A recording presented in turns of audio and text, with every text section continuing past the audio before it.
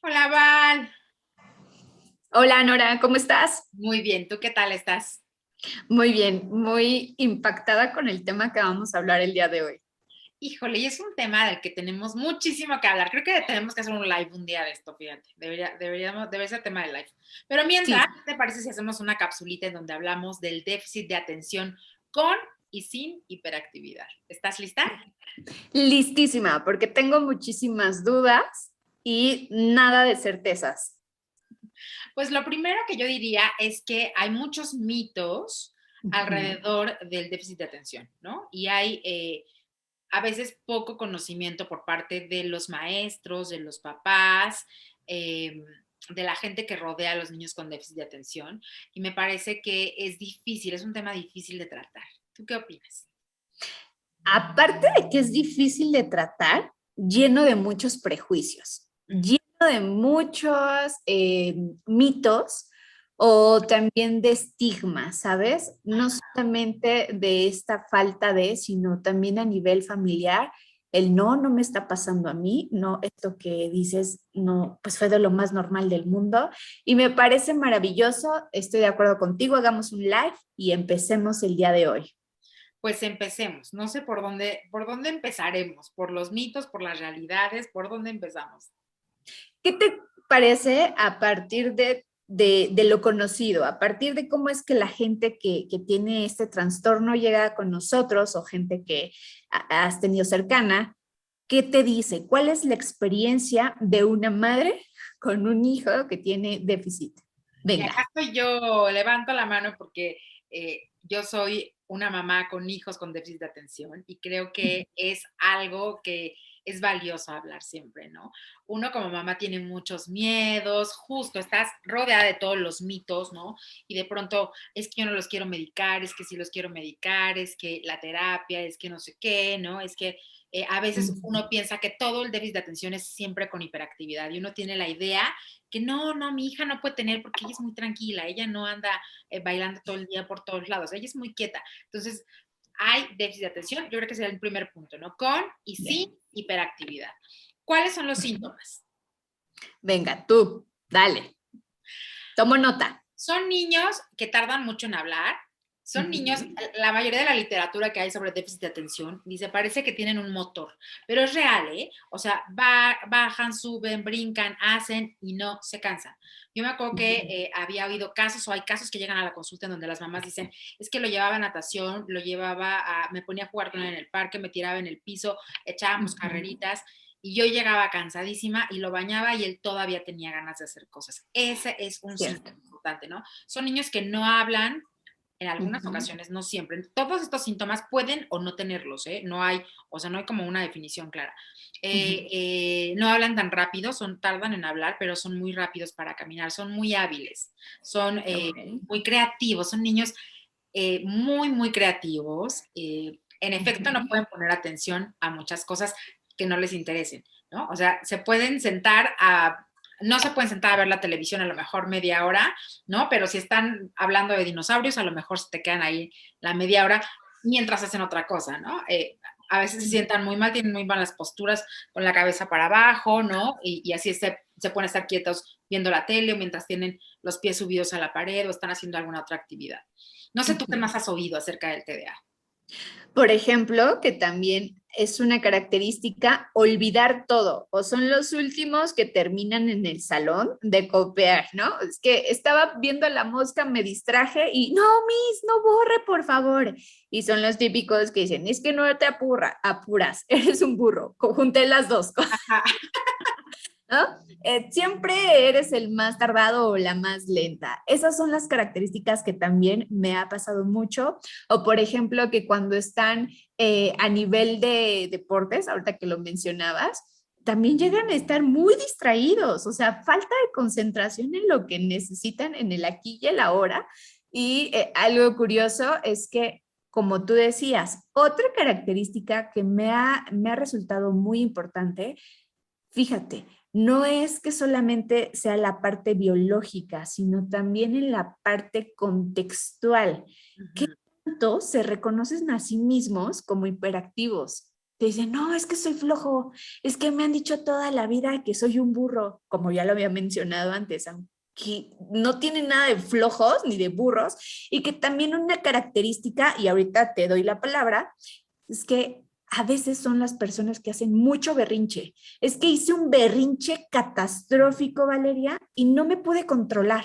Me exploté y me fui contra mi mamá, mi hermano, mi papá, y bueno, pues en realidad son berrinches, Nora, o son crisis más bien. Exactamente, y no, se les califica justo como desorganizados, como desatentos, como que no tienen autocuidado, ¿no? Que son flojos, que hablan muchísimo, ¿no? Hay un tipo dentro de los tipos de TEA hay uno donde hablan mucho, mucho, no se callan, está una niña habla y habla, pues sobre todo en las niñas, por ejemplo, que es un poco distinto el TDA en las niñas que en los niños, ¿no? Se interrumpen todo el tiempo, o se interrumpen ellos mismos, ¿no? Te quieren contar tantas cosas que como que justo lo que tú decías, no hay una claridad en el pensamiento, a veces les gana la rapidez del pensamiento y entonces no pueden hablar porque están pensando a lo doble de velocidad y ellos mismos se pierden en lo que están diciendo. La mayoría de las veces son impulsivos, ¿no? Entonces, de pronto hacen alguna cosa que, como tú decías, que al rato se arrepienten, ¿no? Un berrinche. O entonces me enojé con mi hermano y lo pateé. Y a los 2 minutos dicen, es que ¿por qué lo pateé? Yo no lo quería patear, pero esa impulsividad un poco como que los gobierna y entonces les cuesta mucho ir identificando dónde ellos pueden ir metiendo el freno, en qué hace falta que metan el freno, ¿no? En los pleitos, en estas cosas, en los gritos, en, no sé, en las cuestiones emocionales, no tienen Exacto. esta capacidad de regulación.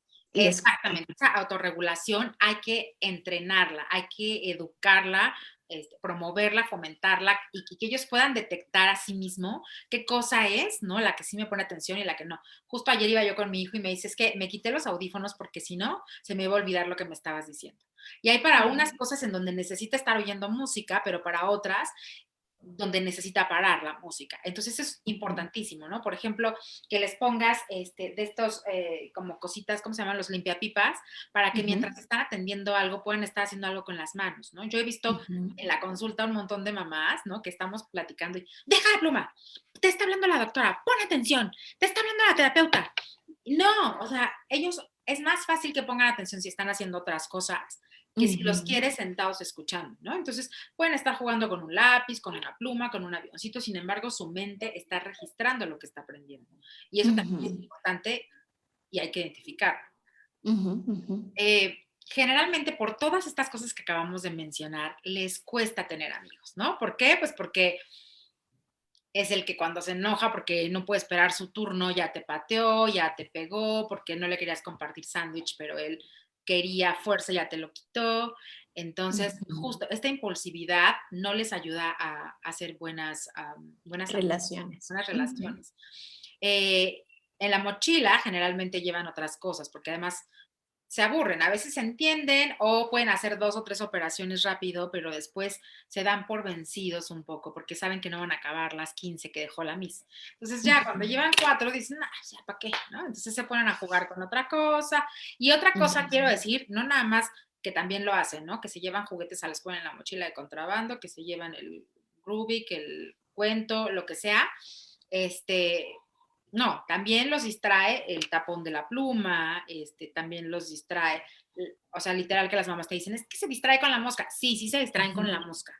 Eso es totalmente real, ¿no? Y luego, bueno, necesitas el diagnóstico clínico hecho por profesionales, un equipo de profesionales que te ayuden, y después aprender y buscar para que tú logres entender qué es lo que tu hijo tiene, ¿no? Mucha gente, muchos papás de los que tenemos hijos con TDA, a veces nos vemos como un poquito vencidos por la idea de, claro que se puede controlar. Para unas cosas sí y para otras no.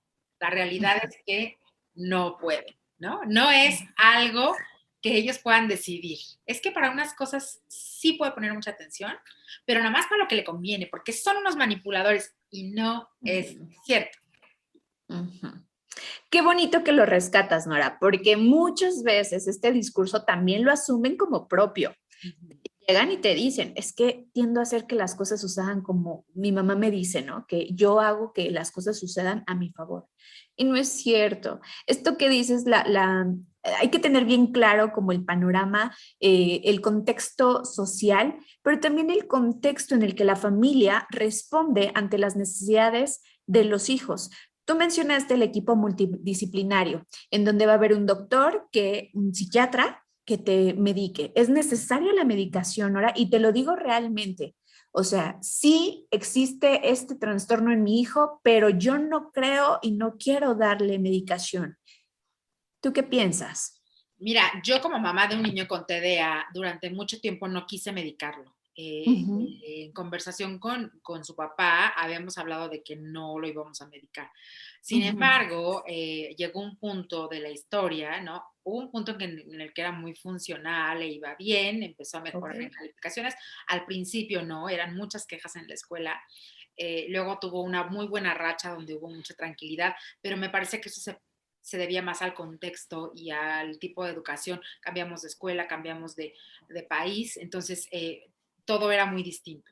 Cuando volvemos acá, eh, hay un montón de cosas que se empiezan a atorar y de Mm. pronto me encuentro con una psiquiatra maravillosa que es la que atiende a mis hijos y desde que él empezó a medicarse, yo puedo decir que hubo toda la diferencia. O sea, toda la diferencia porque era, o sea, independientemente de lo que el medicamento hiciera por él, la Ujú, seguridad que él recobró en sí mismo fue como el cambio más importante en la conducta, ¿no? De verdad, ujú, o sea, creo que la repercusión que el medicamento tiene a nivel contextual, más que la química cerebral que hace, es ujú, una de las herramientas más grandes que hay. Claro que hay que hablar siempre con el médico, que tiene que ser un ujú, medicamento prescrito por el médico, ¿no? Que tiene que estar súper ujú. observado. Eso es importantísimo. Y que habrá niños que pueden prescindir del medicamento también, no lo dudo ni estoy afirmando acá que la única salida es la medicación.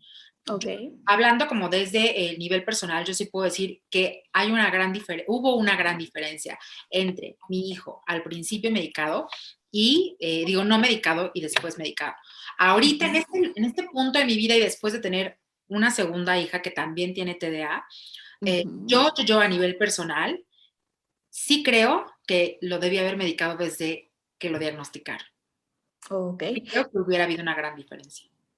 Ok, y se agradece muchísimo este testimonio, porque lo acabas de decir, no todos los trastornos, ¿no? Se acompañan con esto, pero sí con la parte también de una psicoeducación. Es bien importante que todos sepamos a nivel familiar cómo acompañamos, porque no solamente llega el trastorno a los pequeñines, ¿y qué tal que también ahí hay un factor genético? Alguien de la familia que lo tuvo, cómo lo vivió, cómo llega a este trastorno, cómo todos alrededor de la familia se mueven o no, o se paralizan con este diagnóstico y empecemos a nombrar todo aquello que cada uno puede dialogar desde su trinchera, los otros hijos, qué pasa cuando mi hermano tiene TDA y yo no, qué pasa cuando mi hijo tiene TDA y yo no, qué pasa cuando mi nieto tiene TDA y me toca cuidarlo. Y creo que eso es el frente unido que también la parte contextual lo necesita, porque si en la escuela de pronto tienen estos altibajos y la escuela también llega a ser este primer observador, ¿no? Señora, a lo mejor su hijo está teniendo como síntomas o tiene como ciertos criterios o rasgos, porque también son ellos, las maestras o los profesores, los que pasan la mayor parte del tiempo con nuestros hijos. Y si nosotros estamos negados a recibir esta información, bueno, ¿qué problemas les podemos ocasionar a los chicos? O sabes también que es muy frecuente que te lo tomes muy personal, no nada más como mamá, sino también como maestra, ¿no? Es que este niño lo único que quiere es hacerme la vida imposible, ¿no? Y como mamá Anda. dices exactamente lo mismo. Es que no, lo que pasa es que me quiere sacar de mis casillas, ¿no? Y lo que pasa es que a mí me lo está haciendo. No es cierto, no.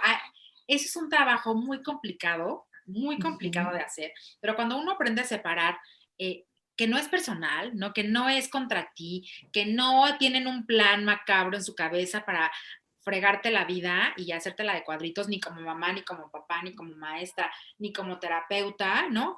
Entonces, muchas cosas cambian, muchas cosas cambian. Y yo creo que sí vale la pena, ¿no? Darles una oportunidad de ver que ellos tienen una manera diferente de aprender, no más ni menos valiosa que la que tenemos otras personas, ¿no? Eh, Ujú. y yo leía, nada más que no me puedo acordar del nombre de la bailarina, pero leía el otro día un ejemplo de una niña que no podía estarse quieta y entonces la iban a correr de la escuela porque no podía estarse quieta y entonces llaman a los papás y tienen una junta y uno de los profesores dice, salgámonos de este salón o pasemos a otro salón y yo quiero hablar con ustedes, ¿no? Y entonces la dejan sola y el profesor le pone música y la niña se pone a bailar. Entonces él le dice, no se puede estar quieta, pero va a haber un lugar en donde no estarse quieta sea muy valioso, ¿no? Y se vuelve una de las mejores bailarinas del mundo. Entonces, cómo entender estas historias y darles una oportunidad de aprender como ellos puedan aprender, tanto como mamá, tanto como maestros, ¿no? Hace falta mucha educación en nuestro país hacia los papás, hacia los docentes, hacia los terapeutas, hacia la gente que pueda ayudar a los niños que tienen, no solamente déficit de atención, ¿no? Hay otros temas como parálisis cerebral, como autismo, como dislexia, como dislalia, un montón de situaciones en donde los niños aprenden distinto. ¿Cómo podemos ayudarlos a cada uno desde la manera en que ellos pueden aprender? Porque no es que no puedan, lo hacen a su manera. Tienes razón, Nora, porque esto que acabas de decir es una historia que puede ser de manera diferente un salvavidas para una persona que está viviéndolo desde su trinchera.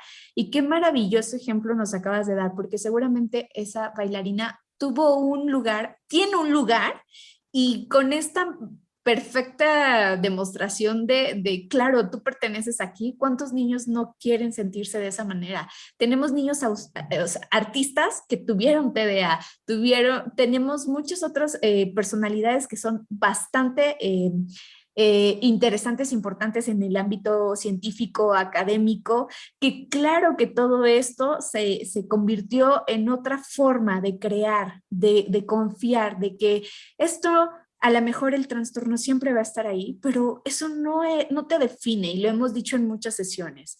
La parte de cómo te miras es totalmente diferente. Qué hermoso ejemplo, Nora.